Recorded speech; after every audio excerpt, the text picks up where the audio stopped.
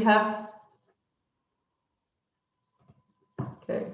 Well, welcome everyone. We are very happy to have our first Council for Global Problem Solving workshop this year in 2020. And I'm delighted that Paul Toomey has joined us and will present the work of the Digital Governance Working Group that has been established last year. And I hear that there are some good achievements already. Then we're still waiting for our second presenter, Munir Khasrou, who will be present on how the digital transformation will shape the global development agenda in the post-pandemic period. And we'll hear from him in the second part of the workshop. So, one thing I should mention in the beginning, unfortunately, Dennis Noah can't join us today because he's on his way to Hamburg, where I am sitting, and Paul is also sitting, which is very nice today. And because of the weather problems and the big storms here in Germany, he wasn't able to fly yesterday. So he excuses himself and is very sad that he cannot join, but I think we can have a great workshop nevertheless. So Dr. Paul Toomey is a fellow at the New Institute. He's also a fellow at the Global Solutions Initiative. And as you probably all know, has held a range of leadership positions in both the private and public sectors. And in particular, he was one of the founding figures and prominent leaders of ICANN. So without further ado, I would give Paul the floor, and I just saw that Munir has joined us. Welcome, Munir. Thank you very much. I will be introducing you in the next part of the workshop, and we'll first hear from Paul about the Digital Governance Working Group. Paul, the floor is yours. Well, thank you, Katarina, and greetings to everybody from around the world. I have the challenge in the next 15 minutes to present a 100-page report put together by Dennis and myself and the what was we called the working group, but is now the Global Initiative for Digital Empowerment, and quite specifically about addressing certain challenges in the digital governance strata. So I'm going to try to talk to a set of PowerPoints because that might make it a bit easier. I know I'm not going to finish all of them.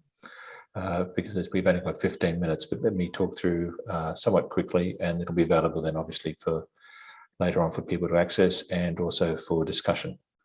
So I'm going to share my screen. It's the theory, here we go. And the focus here really is on empowering digital citizens. The Global Initiative's perspective around digital governance is one of being human-centered. So taking a perspective around the present governance structures of the data layers in terms of what are the perspectives from a human perspective as opposed from a corporate or a technical or a governmental structure. And the problem that we have basically foreseen in this piece of work is that although the digital revolution has given us many opportunities, many digital services providers, for a number of reasons driven by the topological nature of the network, and I would argue Californian law when it comes to surveillance or lack of law thereof, have ended up building up massive business models based on massive and mostly surreptitious user surveillance and data aggregation. That market's now worth, coming on about $500 billion a year at the moment. But for the billions of individuals whose data is collected, they're not really part of a market because the market actually applies between data aggregators and those who seek to influence them. While the individuals, often referred to as users, almost like the drug trade, are already in an induced state of what we would call digital husbandry through the offering of services. And the misalignment in the market between digital consumers and digital third-party funded, we think produces a wide variety of malfunctions. Just some of them here, which are in something, the report goes through into some detail. They drive economic efficiencies. They don't ensure personal data authenticity. It results in inadequate cybersecurity. It drives inequities across citizens. And it sets up a series of vulnerabilities to be exploited, essentially around psychological weakness, economic manipulation, political manipulation, social manipulation. And it threatens the functioning of the market system itself. We would argue disempowers individuals, threatens fundamental human rights, erodes appreciations for objective notions of truth, and undermines democratic processes. Apart from that, it's a good idea, really. So there's as you can see, there's a series of problems here. And the challenge really is, but how do you address these challenges while not undermining the benefits given to us by the digital revolution? And that's really the key thing as to how to move from a digital governance presently structures to one which is more human-centric, and where the key aspect about it is that there is actually a properly operating free market between digital service providers and consumers, that the market's not simply taking place between digital service providers and the third-party funders. And let's talk about that in some detail. I'm going to go through this little set of diagrams somewhat quickly, and for those of you economists might recognize the shape of this. But traditional economic markets, you'd have a provider on one side and the consumer on the other. Products flow one way, revenue flows the other. And you can think about this if we use the analogy of a tree. This is the above ground part of the market. In e-commerce at the moment, this is about a $4.9 trillion market worldwide. And then off that digital service providers, you would have other producers that input into that. So Amazon's a good case in point. Amazon's a digital service provider. Many producers put their products into the marketplace, which then goes to consumers. But the source of the problem we're addressing is actually what we would call digital barter, rather than being a market itself. And that is the invisible trade that takes place between digital service providers and the consumers, where personal information flows, and personal information flows at vast amounts of way beyond the comprehension of most people, in return for getting digital services supposedly for free. And the digital service providers then are able to market that to influence bearers, both producers and for the influence bearers, for which they get payment and influence, as well as passing the information along. The left-hand side of this page is the part where you actually see a true market. This stuff is not done for free or on the terms and conditions set up by some company. These are contracts. They are normally enforced in court. It is the properly operating place of the marketplace, but two sides can actually negotiate their access. Some companies obviously have power, but then they get antitrust actions against them, etc. So the market works on the left-hand side of this page. It's not working on the right. And so the digital trade model essentially looks like this. And we would argue is essentially flawed, because the bottom part of that link between the consumer and digital service providers is actually, as you said, digital husbandry. If you like, it poisons the water of the tree. It makes, importantly, doesn't give us the benefits of the marketplace. In this market, the consumer is not king, which would be the usual principle would apply behind any liberal market. So the interests of the influencers are not aligned with the interests of the consumers, and the economic prosperity is decoupled from social prosperity. So what we think the way forward is to give users control of their data individually and collectively. And our proposals, I think, have moved on into quite a lot of specifics. I can't go through them all here at the moment, but we'd argue this essentially series of proposals. One is that we should rethink personal information. The traditional approach to personal information has been one from the privacy sector of consumer protection. And I'd make the point that tends to be governments responding to the needs of consumers and their citizens.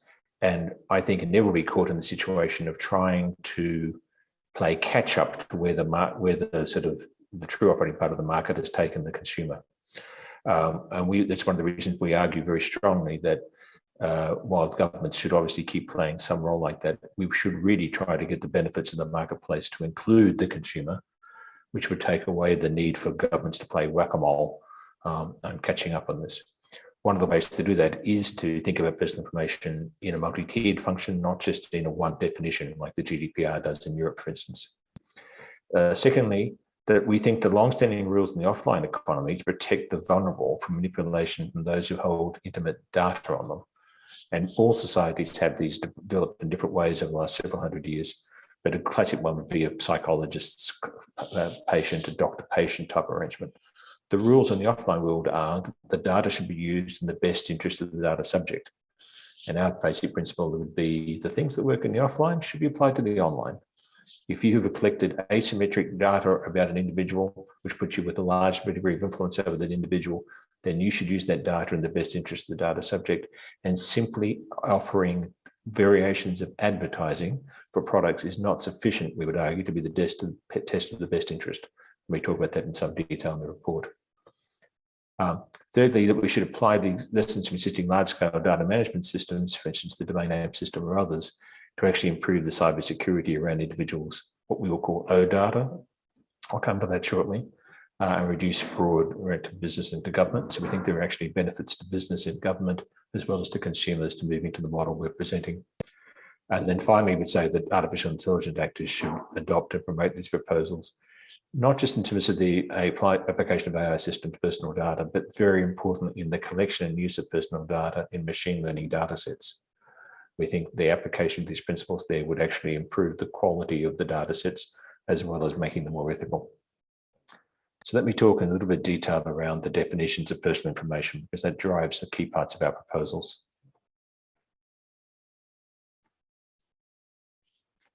Are you ready? I'm going to do that. Okay. There are 4 policy guidelines for personal information, and we're saying shift control of personal data from data aggregators and their third-party funded and digital consumers. And we're going to cover what we call 3 different types of data. One is official data, and think of this data as the sort of things you think companies keep on you, or the sort of things you need to fill in when you're first setting up an account or when you're doing interaction with the government. The sort of things where you got name and address, the classic things that you think identify you: telephone numbers, email addresses, perhaps your biometric data. That's this sort of stuff which we would describe as official data, and we will argue we should require trusted third-party authentication. Then there's a second lot of data we call privy data, which is data that identifies you, but it's not necessarily the sort of data you just inputted. A good example would be photographs that you would put up on a website. Those photographs identify you and give a lot of information about you, but they're not you filling in some form giving that information. There's 2 types of privy data. One is the first, what we call first-person privy data, the things that you yourself do that produce information about you. I mean, the classic one again being putting photographs up in a database or online, and you're up in the cloud. Second one is, the second part of privy data is data that's inferred about you by actions that you have no control over and you have no idea are taking place. Internet of Things type interactions, or interactions you're having with the website, or other things where people are inferring information about you, then we call that second party privy data. And in that segment, I'll come to, we think the rules should be applied like they are in the offline world. The final data we talk about is collective data in the group. The key point we say about OData is this, official data, that we would argue that such data should be put authenticated and put in a place of one legal source for this data, and that you give the individual the control of that. So this is not data held by the government. It's not like the government holds you, some sort of government data set, but rather individuals should have control over their data, but that data needs to be authenticated from generally trusted source. The analogy I would give you is this. I'm now here in Europe, and if I want to stay in a hotel here, I am required, if I was a European citizen, to show my European identity card, or as an Australian citizen, I have to show my passport. Now, there is many ways in which the hotel I'm staying at could create an avatar or have access to data about Paul Toomey. There are many avatars of Paul Toomey up there. But the law here says quite specifically for that transaction, they must use the identification in that source. And there's a point of fulcrum. There is the point of power, if you like, of the centraling that the law says that you must use that before you can stay at the hotel. That's the sort of single point of legal requirement that we think is the key to restructuring the power relationships between individuals and businesses and others in the online environment. It may well be true that many places go and collect huge amounts of data on me and create all sorts of avatars that are about pulled to me. But if you want to set up an account with me, you have to access the data that I control, that has been authenticated, that comes from a place that I have said is where it be held. And I now have some point of power, some point of control about that business to ensure that my data gets used in the ways I want to be done. And I'll come to that in a little bit. The second thing we'd say about P data is that, again, when I'm putting up P data, that I am the legal source of that data and that I can have control of it in terms of putting some terms about how it could be used. And that's the first party P data, the geolocation data, biometric information, etc. Second data, which is things that are inferred about me, we would say the rules then should be that the data should be used in the interest of the data subject. So you may wish to infer a whole lot of information from me, but you must be able to use it in the interest of the data subject. And there's got more detail about that. The third proposal we say around the control of C data is about the establishment of data commons. And we've had some recent amendments in European law, or at least in the Parliament, around this. But to allow people to be able to put data into data trusts or data commons, which can be effectively used to benefit the data. In the classic one would be, say, putting health data up for certain types of analysis, and to go through quite a lot of the rules and governance around how that would actually work. And we talked about that in some detail. Give the consumer the ability to actually put their data together into data commons and have control about how it gets used. And finally, to address the digital power symmetries. The first one, and is most important, is to allow effective rights of association for digital users. In the model we're putting forward, if I can have my data held, my official data held in a certain space, and it's authenticated, and it is about me, if I can associate with 10 million other people to then say, these are the terms under which you're allowed to access my information, I have changed the power structure between me and the corporations or others who wish to use the access.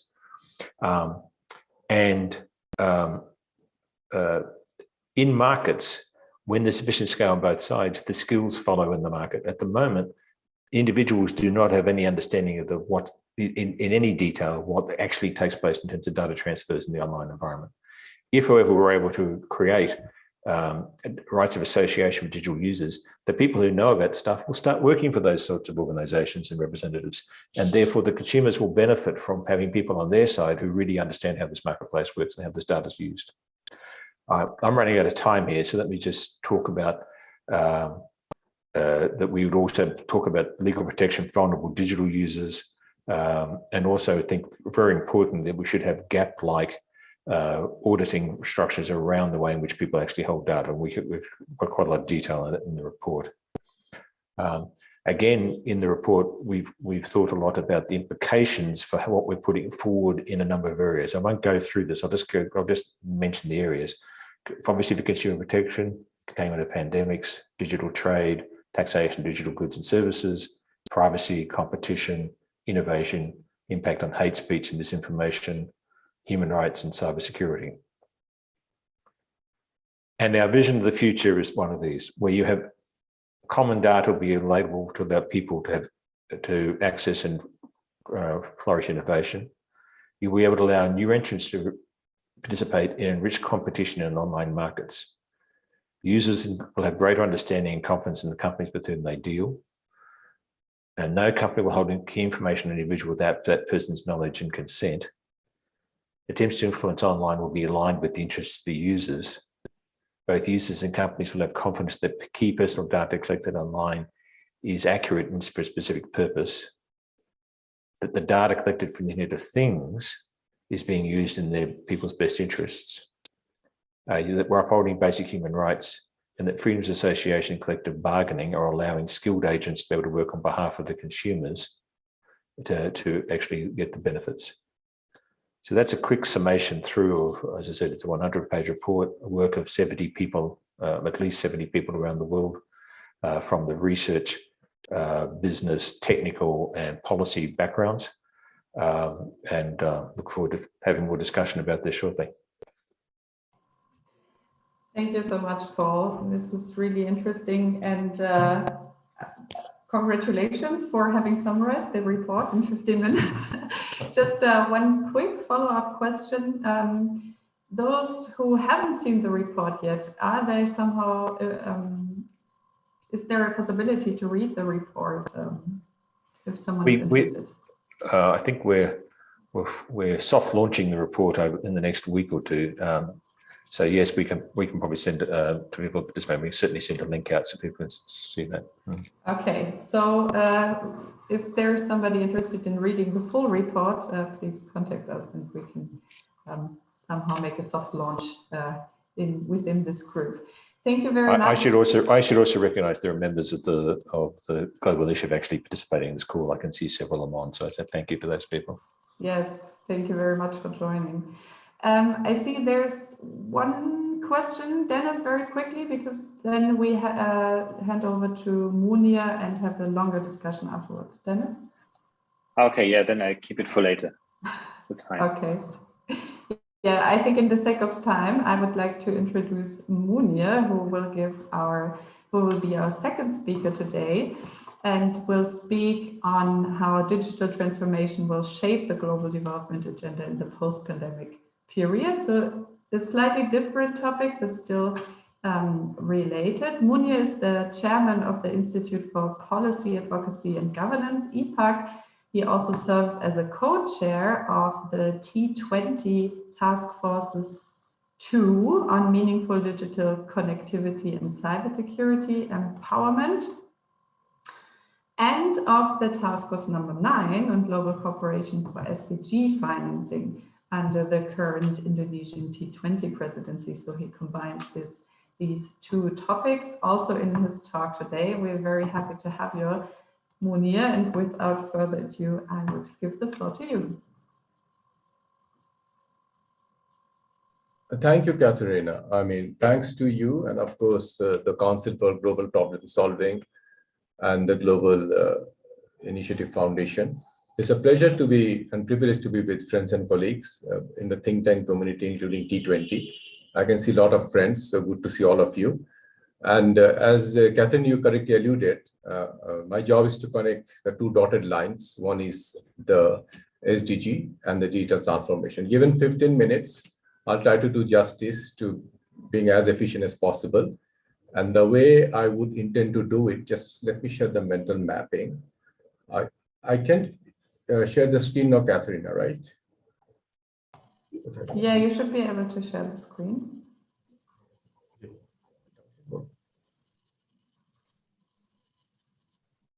Yes, now we see the slides.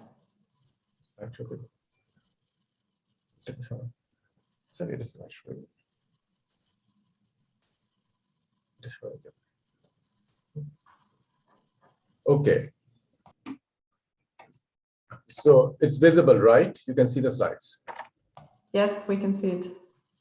Okay, great. I mean, first what I'll try to do, try to make a quick set the tone of the discussion. So as they say, pictures speak 1,000 words and audiovisual speak 1,000 pictures.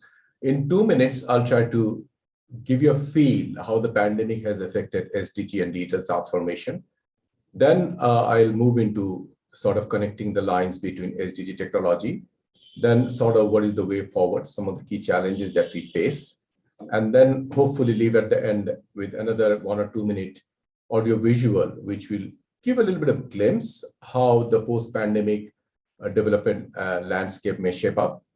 And I think that hopefully should more or less do justice to the 15 minutes. So first, as I said, let's have a look what has been happening in last 2 years, pandemic and SDG and digital transformation in 2 minutes. Let's have a look.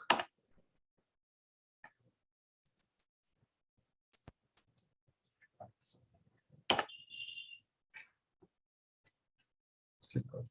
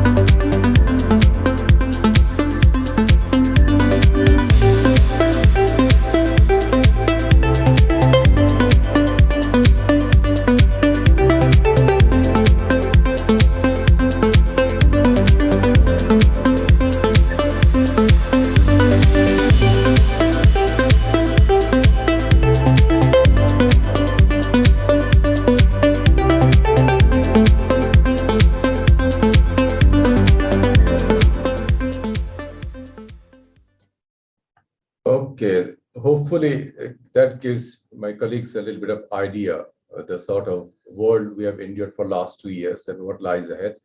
Realistically, it's not possible to cover 17 SDGs. What I have done, chosen few selected SDGs, which in my opinion deserves most attention, have been quite severely affected by the pandemic and also has enormous potential moving in the post-pandemic era. So first is, as you know, SDG 1, no poverty. Now, what realistically has happened, as many of us witnessed the lockdowns around the world, and we have seen people living in the fringes, extreme poverty, marginalized groups, have been in a very severe situation. And we have seen many people saying we would rather die of COVID than die of starvation. But technology offers a very cost-effective solution in terms of getting many of these people on this online platform, giving access to inclusive finance, banking, online banking. And that is one of the way forward. And we have seen a lot of innovations happening during this time. So when we move to the post-pandemic era, one of the things that will hopefully be a cost-effective connector between the marginalized groups and the main digital platform will be technology. When we talk about SDG 2, zero hunger, and we talk about climate action, that inevitably leads to agriculture. And technology already has been doing wonder. And AI, for example, has been helping farmers make good prediction of the logistic requirement for the crop seasons. And also we have seen automated machines helping with fisheries monitoring in terms of automated water system, in terms of advanced farming tractors. And what is also quite positive news, many of these tech-driven, AI-driven technologies are very much climate friendly. So more and more, as we try to address hunger and as we try to have more mouths to feed, technology driven by the fourth industrial revolution will increasingly play an important role, both for SDG 2 and 13. Then moving on, SDG 3, I'm sure none of us imagine being able to weather the pandemic without shifting to the digital healthcare platform. And starting from vaccine notifications to our mobile phone, to the green card that we use to enter public venues, which certifies we're double vaccinated. This whole telemedicine digital healthcare has taken a huge transformation during this period. And from consultation between patients and physicians over online, to digital remote medical imaging, to application of digital healthcare services, it had taken leaps and bounds. So digital healthcare application will continue to play a very important role in the days ahead. Then education, as we could see in the audio-visual, during the 2 years when millions of students, school or colleges or universities had to go to online platform to have their classes, and even many corporates and employers were using digital tools to train their employees, this has moved to a whole new generational bound, and even multilateral organizations like ITU, UNICEF are promoting connectivity in schools in collaboration with government. And what is going to happen in the next decade or so, we'll hopefully have a new generation of digitally schooled young population who will be entering the job market. And that will hopefully also redefine education as we know today, and it's going to be in the years to come.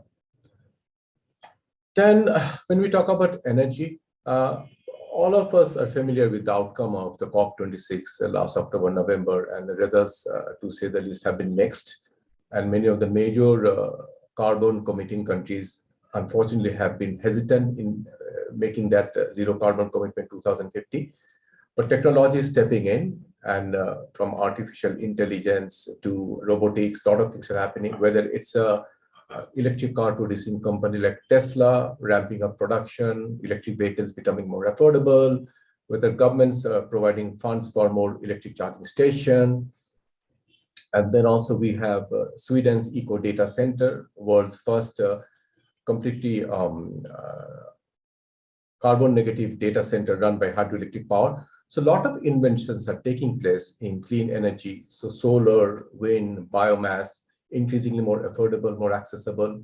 And those will shape both the interface between our need for development and growth, the role of energy, and making sure we do not harm the nature more than what we already have done. Now, decent world economic growth, SDG 8.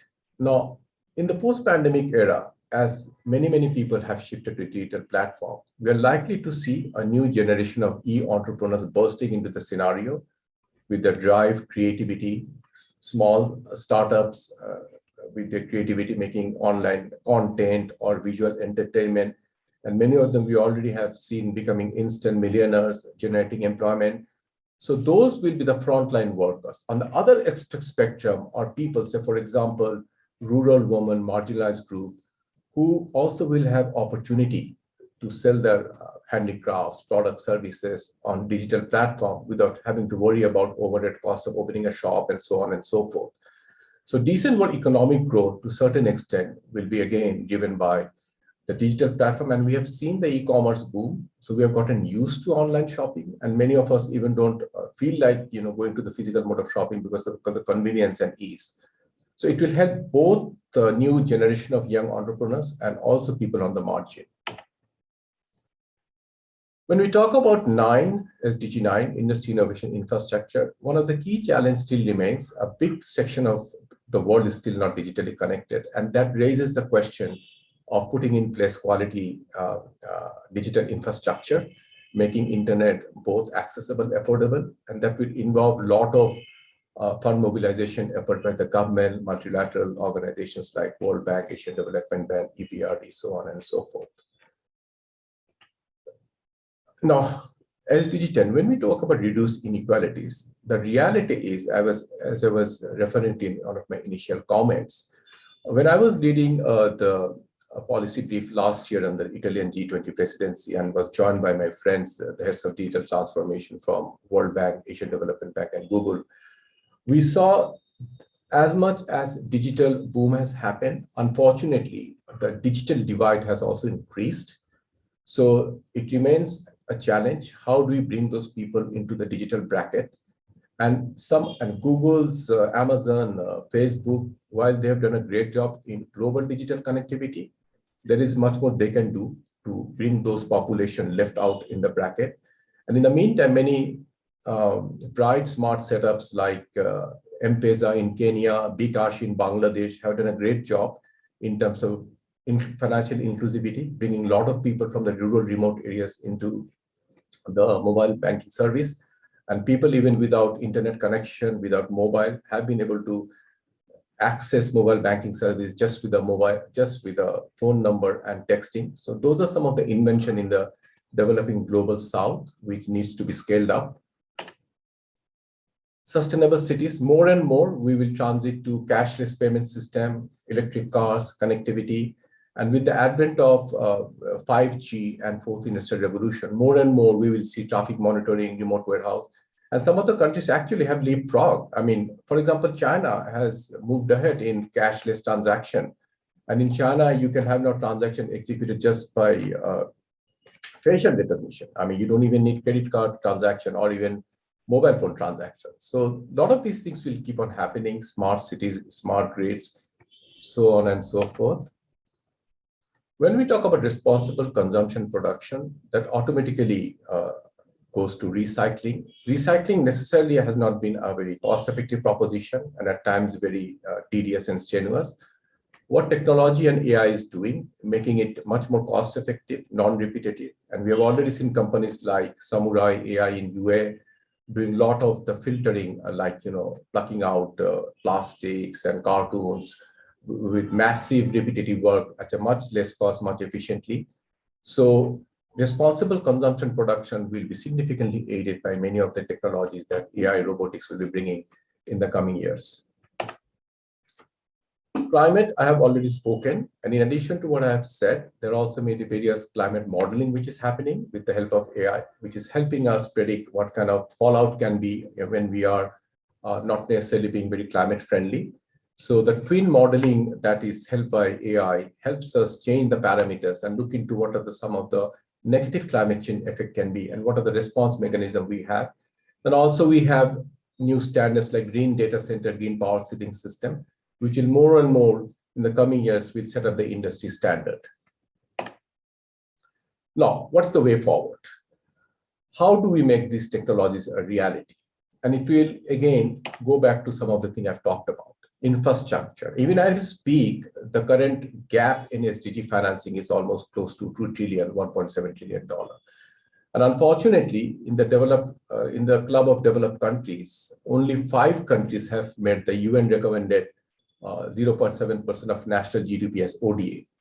So we have less fund at a time when we need more, but there is a ray of hope, which I will not tell you. Many of us are not aware how much funding comes to CSR and philanthropy. 90% of the 250 largest global companies have reported CSR activities. And then philanthropy actually went up during the pandemic. And in America itself, 70% of people contributed more during the pandemic in philanthropy, and 50% of those philanthropy went for pandemic-related purposes. So if there is a closer alignment between those philanthropies and CSR activities and the governments aided by many of the civil society outfits, this gap of 1.7 trillion, the next slide, you see currently at the end of 2020, global philanthropy stood as 2.3 trillion, even more than the 1.7 trillion gap. So what I'm trying to say that in this post-pandemic era, when many of the developed countries will be struggling to manage their own population, this is a very good time to bring on board these important players, philanthropies and CSRs, to bridge some of the gaps. So this more or less I've tried to capture the essence. Now I'll leave you with a food for thought. Basically, as I said in my initial remarks, how would a post-pandemic SDG landscape look like driven by technology? So, and with that note, I again thanks Katharina and others for having kindly invited me. And those of you, because of the short nature of time, if there's any question, anything you want to share with me, I'm reachable in my LinkedIn, Twitter account. I'll be very happy to interact with you. And thank you again, CGP and the Global Issue Foundation. I'll end with this 2-minute visual, which will give a little bit of glimpse, the sort of world we are moving into. The SDG technology nexus.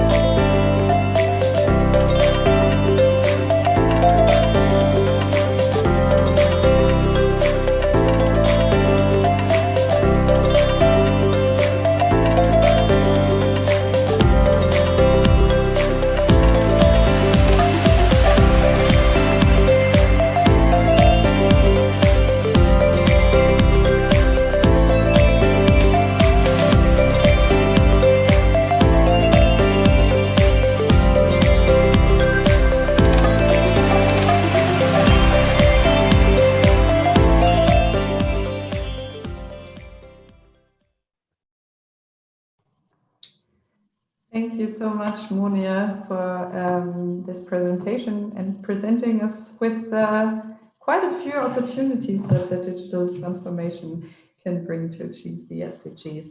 And I think in this entire process, the considerations that were raised by the report that Paul presented should be taken into account, of course.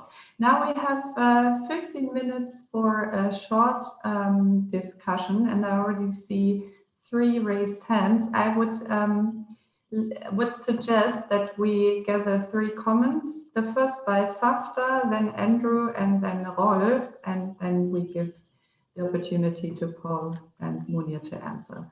Safta. Well, I thank both the presenters, and I will try to be quick. You see, this the second presentation, the role of technology in realizing SDGs, excellent. That point is proved by the pandemic use of technology. But you know, I mean, we are only hardly 8 years away from SDGs, and now if we start working out the costs of adoption of technology to help us realize SDGs, that in itself is a task which many countries like Pakistan. I mean, if I sit on Prime Minister's Task Force on ICT, and I go to the planning division in the case of Pakistan and ask them that, hey, use more technology, and then already we have problems with the effectiveness of the public investment in ICT. You know, the obsolescence of technology and these frontier technologies, which are not really very much present in case of Pakistan. So I know that recently World Bank has told the government of Pakistan that Pakistan would require $46 billion every year for the rest of the time to realize the SDGs. So already the fiscal space is problematic. So that I think this is an extremely important issue which needs much more discussion, that how do you really bring in more technology, but what would it do with the costs, and would we be better off by kind of embracing much more technology, particularly of a very sophisticated kind. There was already a comment on the usefulness of philanthropy to fill the financing gap. You know, we actually are holding an international conference in June on social policy financing, and I would be very happy to share what we are doing in that regard. And 2 quick comments on the first presentation. It would be lovely to have the report when it is soft launched. Kindly noted down. And then, you know, there was around 10 variables or factors listed. The first one was that efficiency is being brought by data companies, but then all the others were kind of externalities. But I mean, once we would have a look at the report, would see that what is the relative weightage of these different factors and what is more relevant for, let's say, developing countries and more advanced developing countries and developed countries. We have our data localization bill for the last 2 years, a lot of resistance. We have our social media regulation, but Asian Internet Union is lobbying against it. So it's quite a complex issue, but I really appreciate that there is such a big focus on data, and we would be much more well-informed after reading the report, and we continue with the dialogue. Thank you very much. Thank you very much, Dr. Andrew. I put my question in the chat as well, but a quick question for Paul. We didn't see called out specifically digital identity in the OData kind of universe, but I wondered if you could just comment on where you see government action to create this kind of I think a sort of core attribute that citizens can then use to protect themselves in their own space. Whether, you know, where does digital identity fit into the report? And otherwise I could wait and read the full report. Thank you, Andrew. Rolf. Well, thank you very much. I can add up to what Andrew said with respect to the question to Paul, with respect to the regulatory framework. We have since May, I think, 2018, the General Data Protection Regulation of the EU, Would you argue, Paul, that so far this is something like the gold standard of regulations on digital data? And if it is the case, how can we implement this beyond the borders of the EU? This is a problem, of course, in relation to the US, because many of these data, of course, also are in the hands of US, and they have to comply with the EU regulation. And of course, the major problem is China, because probably China has its very own regulatory system, which would not comply with the GDPR. And my question to Syed very briefly, of course, the data require enormous amount of energy, generating the data, storing the data. Do you have any calculation how many CO2 you have saved through, or would you save through this ICT revolution? And what is the result on a net base? Because you need, of course, enormous new amount of energy. Thank you. Thank you, all three of you, for these questions. I would suggest that Paul and Munir, you quickly answer so that we have a chance for a second round of questions after this one. Well, perhaps I'll go first. And Andrew, I saw your next message and I tried to give a response, at least partially.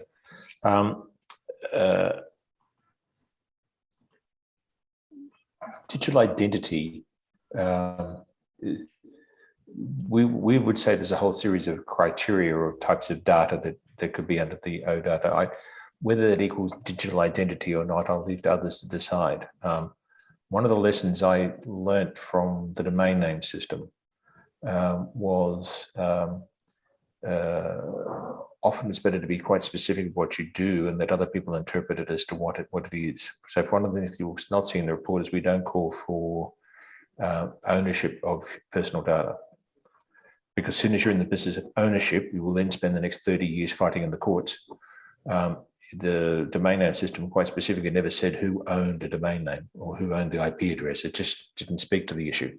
And that the system worked that out over a period of time. And I think there's some certain issues when things always have to go to the court, when you always have to go to government and what have you, then you get all sorts of issues that come up, which I would argue if you can leave more to the market and let market players put forward propositions they want, you can leave a certain degree of ambiguity that you can then move in and then let the markets and the courts determine whether something's, for instance, ownership or not.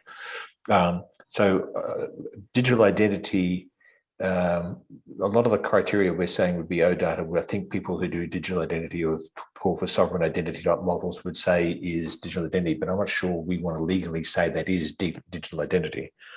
As the question about the GDPR, is it the gold standard? I would say no. One of the difficulties with the GDPR, it was a necessary thing, of course, but one of the difficulties with the GDPR is that it treated the world as big corporations and individuals. And as the only intermediator there could be the government. The governmental processes are very slow and long. And the next time there's going to be GDPR Mark II, and I know there's discussions already in Brussels about that, but it'll be 20 years down the track. And part of what I would argue, when we would argue, is we should take the benefits of the market. I mean, markets are not just there to make, Mark Zuckerberg rich. Markets are there to get all the benefits to consumers. Give consumers more power, let them negotiate the things that they themselves want. There are many things the GDPR says you can't do, which many consumers may say, look, I'm happy to have that if I can have the choice and I get benefits and I get things in return for it, and not just sort of payments of money, but that, we could have a much more complex environment if the consumers are allowed to be part of that marketplace. And I think that takes some of the heat off government of having to be constantly thinking it's got to play the role of protecting the consumer in a market that can't be controlled. My final comment about what does this all mean for the developing world, I'll just point out that I was at a meeting several years ago in Toronto, where the Secretary for Communications for an East Asian country turned up and said, when are you white people going to pay for white people's data? You're ripping it all out now, but this is neo-colonialism. So, and there's quite a lot of writing in African, at least the stuff I've seen in African economic circles, beginning to talk about major corporations' control of people's data as a form of neocolonialism. I'm not necessarily going to agree or disagree with the analysis, but again, I would say if you give consumers control and power, you diminish those sorts of potential negativities. Paul, in the sake of time, thank you very much for the replies. I would like to hand over to Munir to give him also the chance to reply. Yeah, I think, Rolf, probably you asked, if I'm not wrong, that in terms of exactly the carbon emission saving, what kind of numbers are there? Now, that's a very valid question. You see, as I mentioned, this is one of the first good example we saw coming from Europe, the Eco Data Center of Sweden, which has started based on hydroelectric. So to be honest, this is a very initial, so we haven't had much such examples of solid 100% carbon negative data center. So data out there is still very thin. So I would not be comfortable giving any number right away. What I'll be happy to do, look it up a little more detail. And then I'll get your email from Katharina. Whatever numbers we have gleaned before going to this thing, I'll be quite happy to. But on the spot, I don't have that number with me. So I would rather come back to you. Yeah, sure. Okay, thank you. Okay, then we still have 4 minutes. Gina and Joanna, you wanted to raise a question. Gina? Yes, hi. Thank you so much for the presentations. And I had a point for the second presentation. I did not see quite directly the relationship on how these digital tools or different technologies are going to help to tackle different inequalities. For example, I did not see a mention on gender equality, particularly on SDG 5. So for instance, we're thinking about infrastructure, about governance, et cetera, but if you look for the case of the continent of Africa, women are 23% less likely than their male counterparts to own a mobile phone. So if they, and this happens because of structural norms, of cultural norms, or other gender differentiated relationships within the household. So how are we going to first achieve and tackle these inequalities so that everyone can now access to the different benefits that you are discussing about? And the second is linked then to the last part regarding the philanthropists. Which other stakeholders do you think that could have a key role here? Because I think that with the philanthropists, you have also the risk on which direction we tend to support, or how are actually these inequalities going to be tackled? Thank you. Katharina, you want me to step in? Maybe we take Joanna's question first, and then you go. Yeah, my question was sort of typed in and it's been slightly addressed already. I just sort of probably should have lowered my hand, but I'm in the Global Partnership for AI, and we also have been trying to come up with entirely new ways of thinking about data ownership and IP, and also, but we aren't allowed to talk about things like taxation. And so I would hope that an organization like this would be, I don't know, the binding rules of the G7, or a particular G7 nation that didn't want normative recommendations.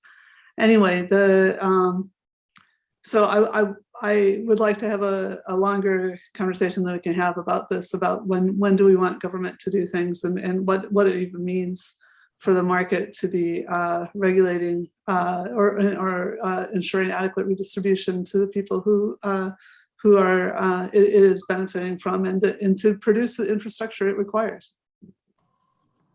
Thank you so much, Joanna. I don't think we can have the longer discussion here at the moment, but happy to connect everyone. Siet, would you like to answer to Gina's question, and then maybe have a closing remark, and then Paul can also say a last 2 words before we end? Yeah, sure. Gina, your question is well taken. And I mentioned in the beginning, in 10-12 minutes, it's not possible to cover all the SDGs. So I'm sure the SDG you referred to, the gender dimension, is valid. But just to give a quick response, actually technology, you're very right. Even this whole mobile connectivity, internet is very skewed in favor of men. You're right, statistically.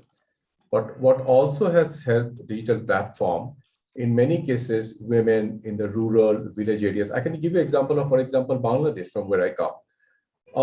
what it has helped many women who were doing handicrafts, clothes, other products, with a simple mobile phone and internet connection, they could go to the market, make their products available without really having to own a shop or lease a space. So that's the sort of thing I alluded to. But you're right, in terms of number, Africa, Asia, still there's a huge gender gap which needs to be bridged. And there are other SDGs also I wish I had the time to respond to. And the second thing about philanthropy, I think it's true. And one of the things I personally am part of one policy brief, how do we build a philanthropy ecosystem whereby philanthropies work in alignment with many of the sovereign governments and also other stakeholders. So it's a valid observation. And philanthropies have their own mandate, but the challenge is how do we encourage, motivate to sort of bring those in align with some of the SDGs, in which some of them are working in any case. You have the Gates Foundation, you have the Rockefeller Foundation. In India also, there are a lot of philanthropies working. So it's a question to build a whole ecosystem. It will take a little bit of time because that culture in a more integrated fashion is still not out there. I hope, in short, that would be my quick response. Yeah, back to you, Catherine. Thank you, Moni. Paul, would you like to give a last comment? Oh, I'd just like to say thank you to everybody for participating. Obviously, we'd like to share the report soon. And for people who are interested in this area, who would like to be engaged in partners with the Global Initiative, we're sort of open still to people participating in our conversations. These are, we are looking forward to the whole issue around what is human-centered digital governance. And people who are interested in that topic, we're very glad to hear from. Well, I join Paul in thanking you all for participating in this workshop and for this fruitful discussion here. Just to mention as well, at the new institute, we have launched an initiative on digital governance, where Paul is also a member of, and there will be a series of workshops in this setting as well. So as Paul mentioned, if you're interested, you can get in touch with us and we're happy to connect you. Thank you for all the CGP members and friends for joining today. And as these two presentations have shown, CGP members are engaged in a wide range of activities to offer policy advice to the G20. And this workshop is meant to inform other members and discuss about these initiatives. So please let us know which topic you would like to present. And fix in your calendar, the next workshop will take place on Monday, April 25th, and the registration link that we have sent around, you can switch on all the dates that you will be available to join, and we'll send out further information on the individual workshops soon. So thank you very much for joining and have a nice day. Bye-bye.